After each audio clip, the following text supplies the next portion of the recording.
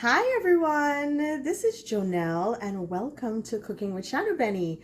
I am so happy to be in here today and I have been watching all the amazing videos. I hope you are able to check it out for this step into self-love. So we are going to have a little bit of fun today cooking, making fried bakes. Now this is one of my favorite things to make. And fry bakes, it's one of those vessels that you can pretty much do anything with because it is a fried bread, and who does not love fried bread? This is something that has been passed down to me from just generations, and it originates in Trinidad as I teach Caribbean cooking. So what I do is I teach Caribbean cooking to the masses and show them that Caribbean cooking can be simple, and it also, all the ingredients can be accessible. So let's get started because this process is probably going to take between 30 and 45 minutes roughly. So I'm just going to get started to show you all the ingredients, which are very simple and a lot of people have in their homes. So we start off with 1 cup of flour, 1 cup of water, sorry. We have 2.5 cups of flour. This is just plain all-purpose flour. It does not have to be any special self-rising flour. For those of you who are gluten-free, because I know there are people out there who are gluten-free, you can use your gluten-free flour. However, what you may have to do is you may have to increase the yeast or the leavening agent when using gluten-free flour. I haven't experimented with it for fry bakes or for breads yet, but whatever you use for your bread recipes, I would use that for the fried bakes. So, and I have my doggy just, staring at me right now. So we have a teaspoon of salt, a half a teaspoon of salt. We have sugar, and we have 2 tablespoons of melted butter, and a half a packet of yeast, which is usually about 1/8 of ounce or tablespoon of yeast. So let's get started. So I am just going to get my 1.5 cups of water here. So we have 1 cup and half of water. Now I'm showing you in this big clear bowl. Some people like to add all the dry ingredients first, then add the wet. This method works for me because I like at first to combine everything and then get my hands into knead. So I will add the sugar first. Let me get all of that out. And that way we have something for the yeast to work with. Now, what's great about this dish, we add the yeast.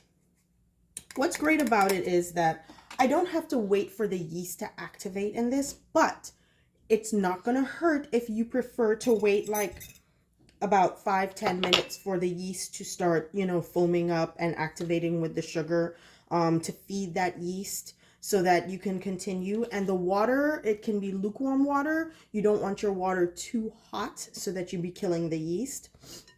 But what I love about this recipe is that you don't have to wait too long for the yeast to be activated. All right, so now I will add my melted butter. We'll just mix that up there. And I don't use margarine because margarine tends to have more water than anything. So I use melted butter and salt. And then I start adding my flour, 1/2 cup at a time. So let me get my 1/2 cup. And the reason why I do this is because I want it to incorporate. Now you can get in there and use your hands, but what I usually do is I start off with with a fork first, so that I can feel everything and make sure everything is combined. And yes, it's just like making bread, but this particular bread, it's not complicated. And you can find it all over the islands. There are some islands that use the heavier version. And I didn't mention in the recipe that you can substitute for the yeast for baking powder or even baking soda. For some reason, I don't like the taste of baking soda, so I use baking powder. And what that does is you get a more dense fried bake, and that's the one that I grew up with. But I'm going to show you this version because a lot of people tend to like this version better because it's a lot fluffier. But I grew up with the denser version, so if you want something a little more hearty, you can definitely use the baking powder version. So I'm just going to combine this and just keep adding a little at a time because I want all my flour to combine in there and I don't want any lumps. That way, yeah, if you hear squeaking, that's just my little Apollo, my little toy poodle asking for attention. All right. Now this is going to come together, and usually the 2 cups, and it depends on how grainy or how heavy your flour is. Usually the 2.5 cups work. So let me just get that half cup going.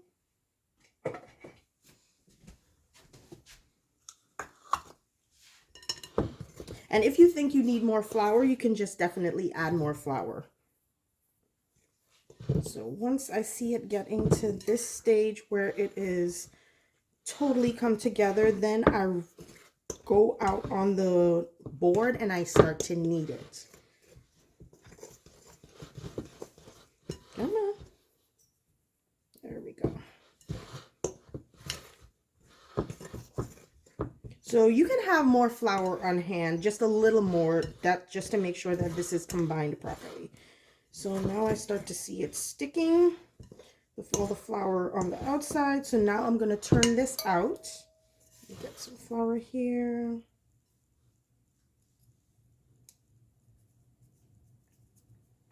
Let's set that there. So now I'm going to turn this out on the board and just start to knead. It doesn't need a lot of kneading. What we just want to do is make sure that everything incorporates together. I'm just going to put that there. And for those of you, there's nothing special about kneading flour. You just pretty much folding and press. Fold and press. Fold and press. Just make sure I get all of that there. If it starts to stick, feel free to add more flour. Because all the flour is doing is just making sure that it doesn't stick to the board. Fold and press. And then if you're an expert kneader, you can, at this point, just continue to do so. Now, like I said, it's not one of those breads that need extra, like a whole bunch of kneading so that the gluten can be activated in the bread.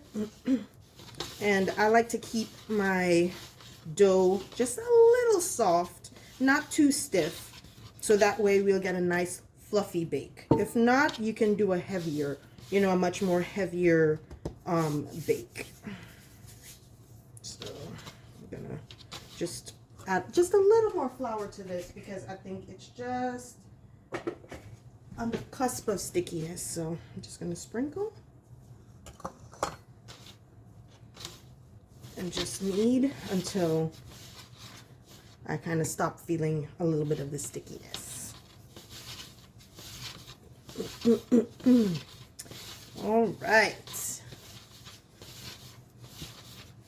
And it starts to get smooth. That's what you're looking for. You're looking for that smoothness in the dough so that it's not too lumpy.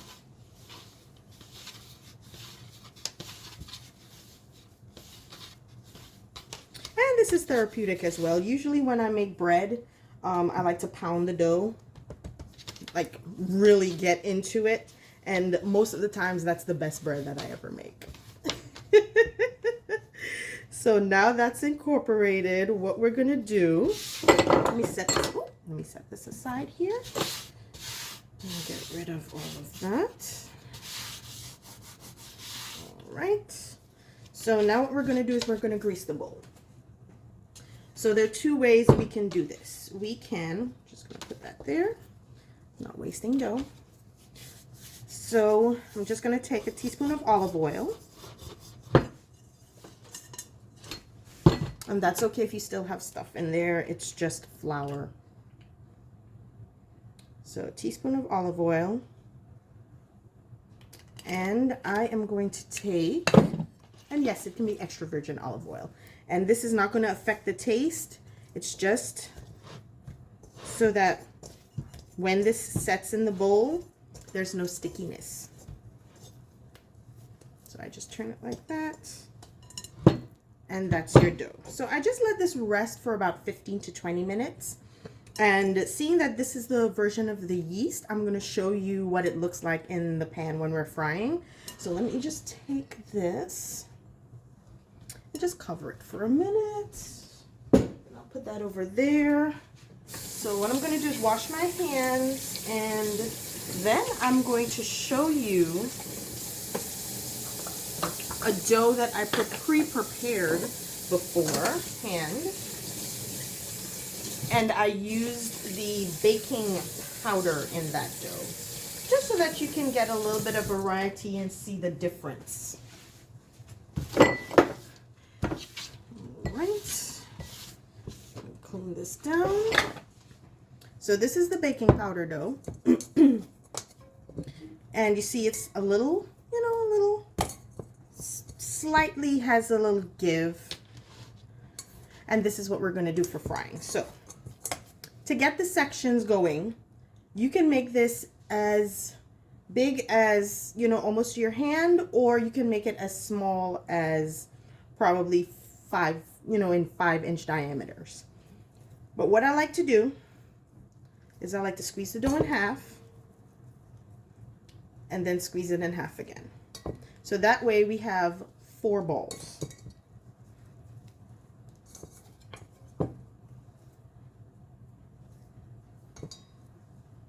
And this is what we're going to use to fry.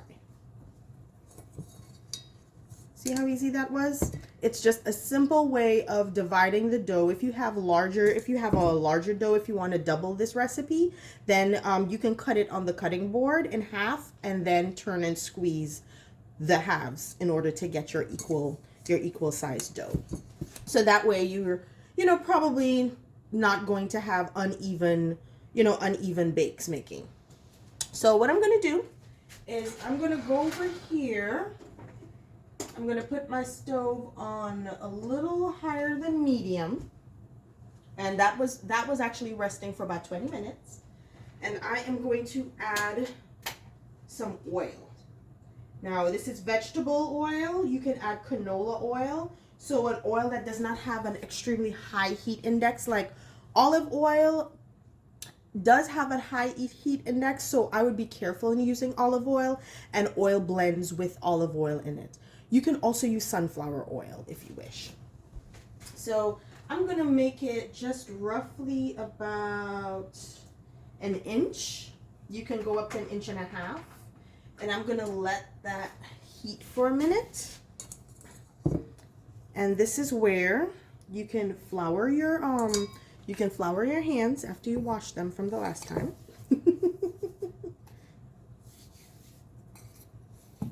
And I'm going to show you how we're going to roll it out. Now, normally I do this over the stove, but just for demonstration purposes, what I'm going to do is I'm going to show you how I form to make the bake. So I take the round and I'm taking my finger and I'm pushing from the inside out. So like that.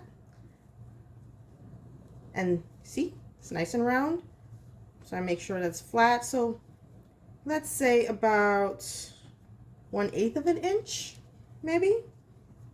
But we still want that slight thickness. Now remember, this one is the version with the baking powder. So it's not going to rise as much as the yeast version. However, it is going to still rise because it has a raising agent. And that's one bake. So you see it's half the size of my hand. You can go a larger diameter if you wish, especially with the yeasty ones, because we usually use the yeasty ones as for bake and shark. If you ever heard of trini bake and shark, it's not shark and bake, it's bake and shark. Because the bake is the first thing, then the shark goes in the middle. You can also use it for eggs. You can use it for any type of, you can use it for barbecue if you wish, like American barbecue.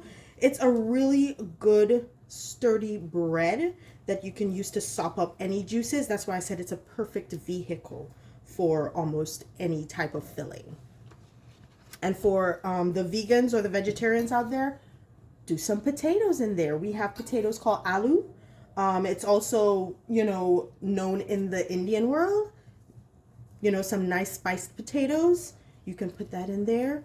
And sometimes what I do is I also put these and fill them before I fry them. So you can fill them with cheese. You can fill them with just about anything you wish. I usually enjoy a good fried bake with some melted cheese, like right out of the stove. And I cut it open nice and hot, put a slice of cheese in there, have a little bit of melted butter. It is so good. Breakfast, lunch, and dinner as well. All right. So I have my bakes there, like so.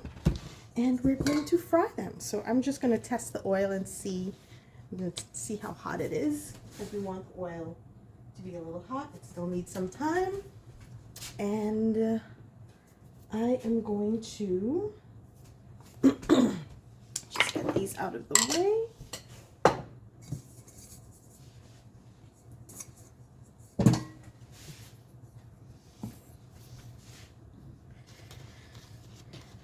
And you can leave them here, and once you get better at doing the stretching, you can do it right over the stove. So what I'm going to do next is I'm going to take you to the stove, and I'm going to show you directly there what it's going to look like in the pan. Now you can use, oh, there we go. We have my little container ready. Now I just use a fork to turn these. You don't have to use a slotted spoon, seeing that these are already large and they're not like tiny or super tiny, I should say. All right, that one's coming along. I'm gonna just shift my flour here. And I am going to move you over. Make sure sound is on. Let me make sure the sound is on this. I'm going to move you over here. Hello, hello, you're closer. And show you what the oil would look like. Let me make sure that this stands properly.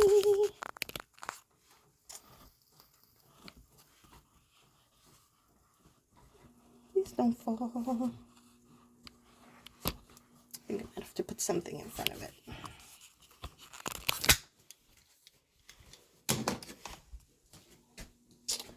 All right. I think the oil is hot enough now. I'm hearing some sizzling. And let me get something to put you guys on, so that way it's so much easier. Oh, there we go. Awesome sauce. There we go. So now that I've tested the oil,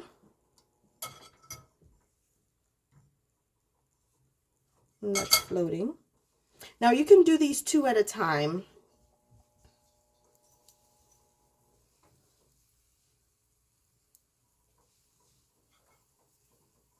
And make sure the oil is on medium to medium high. Only reason being, you want your bakes to cook.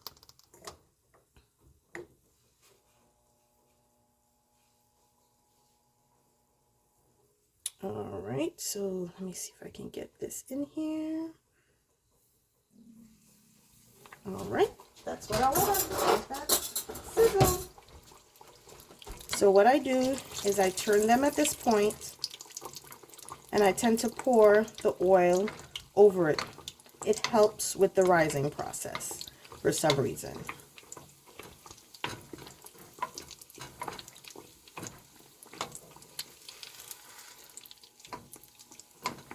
Come on. I've been resting for a while now. There we go. Something's happening. And it also depends on how your flour is as well. Let me just take this little tester out. Alright, my doggy's barking at something. There we go. Something's happening. And if you notice, it tends to rise, and it helps a lot with the flour.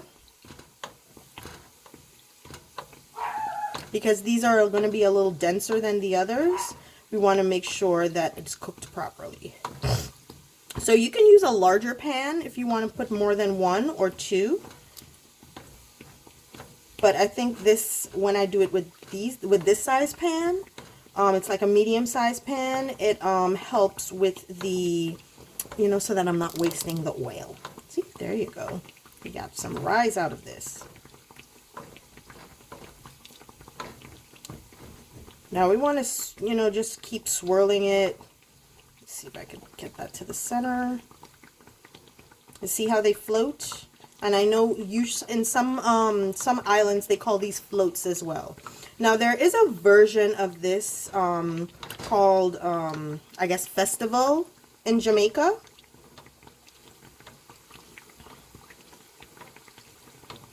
So we want to make sure this is turned. Let me check this. I'd want to make sure it's brown on the other side too. So now that that's done,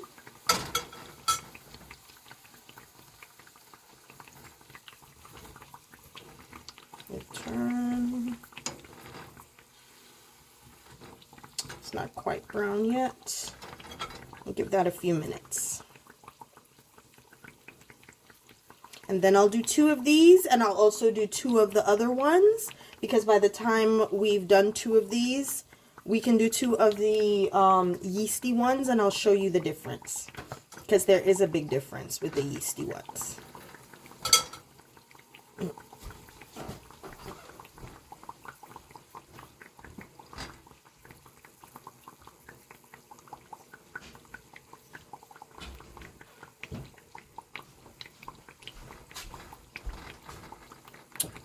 Now we're going to turn.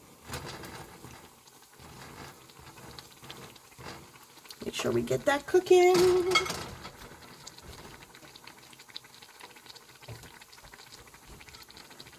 And we give roughly about, I would say roughly about 3-4 minutes on one side, and then when you turn, about 2 minutes.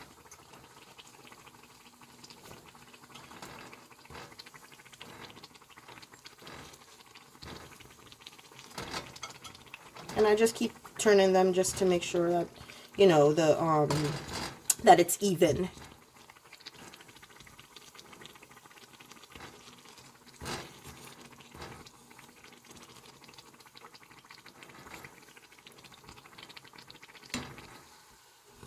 Oh, this one's almost done. See, look at that. I'm just going to put that there. And I'm going to pop another one in.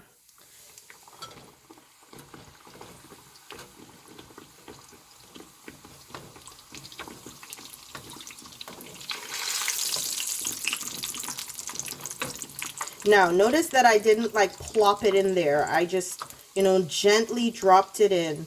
I know there's some people who may be afraid of the oil, and they have all rights to, because, you know, hot oil is pretty dangerous. But once you gently pop it in there, then you are not going to have any problems with splashing oil.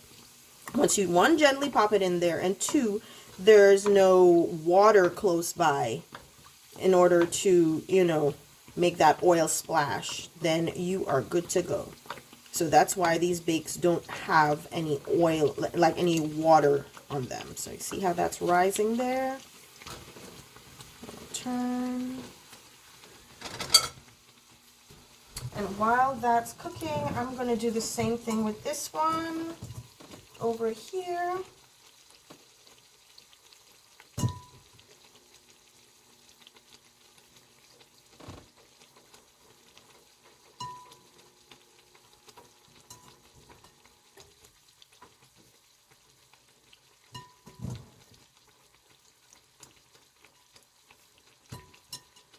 This one's just a little sticky. A little bit of flour on that one.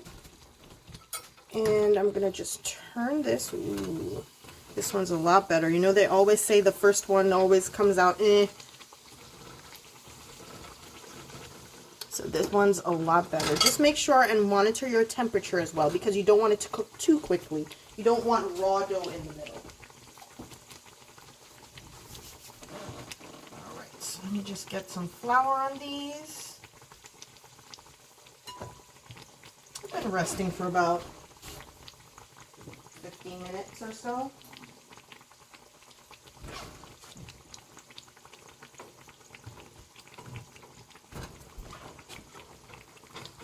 And they cook a lot faster once the oil is hotter. And this one's done as well. Look at that. Yummy. So that would be the baking powder ones. Now for some people there may not be a difference, but to me the yeasty ones a lot of people enjoy better, only because they float better. And hence the reason why some islands call them floats. So I'm going to just do this one. And you can try both and let me know which one works for you best. There you go. I'll just turn that. Lower the stove a little bit. I don't want them to cook too fast.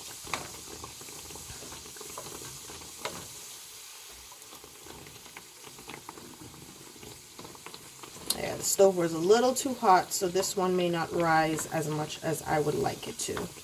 So I just turned it down a bit. And another thing too, the more bakes you put in the stove is the more, the less the temperature will decrease. So for this one cooked really quickly. So I'm going to lower the temperature. So it's all about, it's all about temperature with this. See, this one is rising.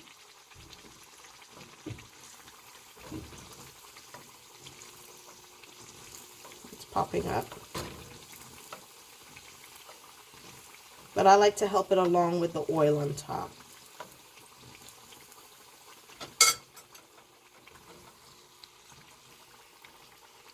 All right.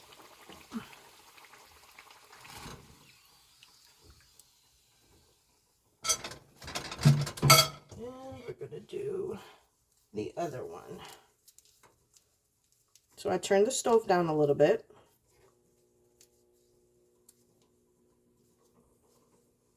And let's put this puppy in. And turn him around.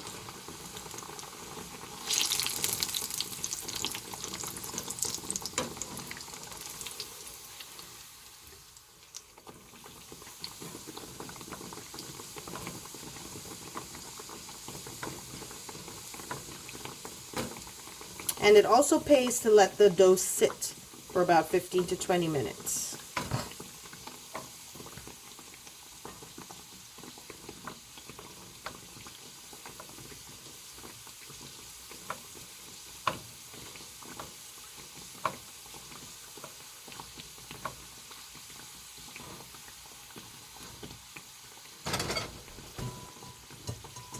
One more.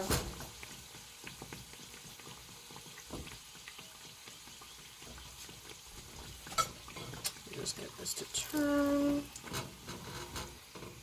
Now, it's okay if you have this sink in the middle there.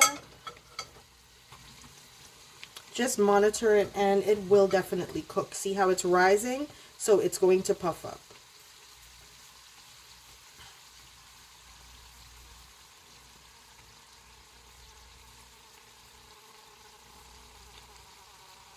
You hear that sizzle? That's the oil. And the thing about this is it's not an actual, even though it seems oily, it is not oily. It is fried in oil, but I will show you when we cut it that it is just a nice fluffy vessel for just putting things in. Anything you want to eat. See how that rises there? Now I'm going to flip this one more time just to make sure that that side cooks. And get a nice brown off of it too, without having, you know, to add anything to make it so brown. Now these can be as dark as you want or as light as you want. Don't do that, by the way.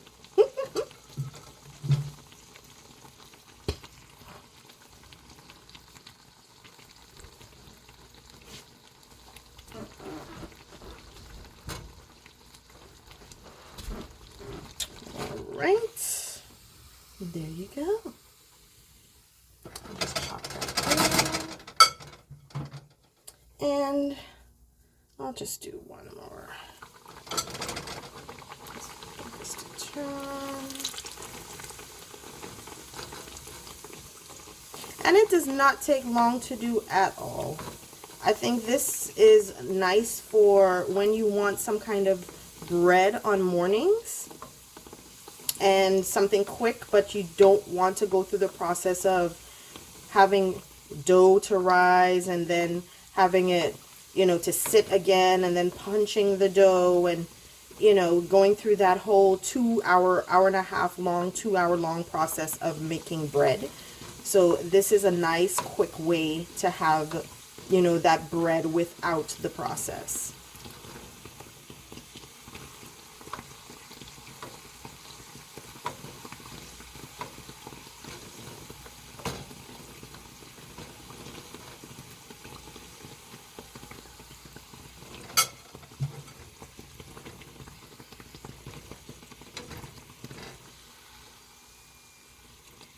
Leave that for about 10 more seconds.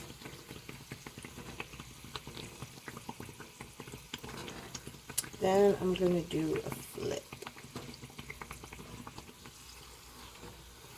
There we go.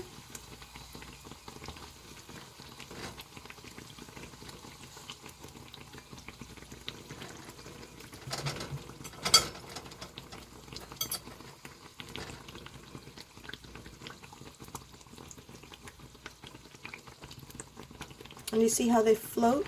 They just float on.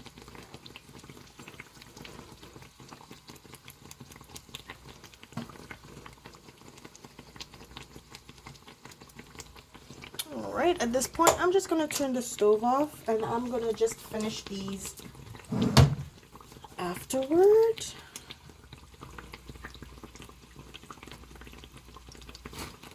Alright, get a nice brown color. Put that to drain.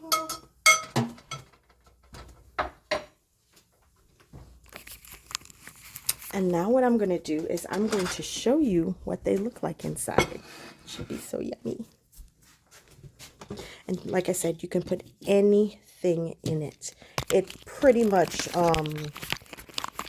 speaks for itself.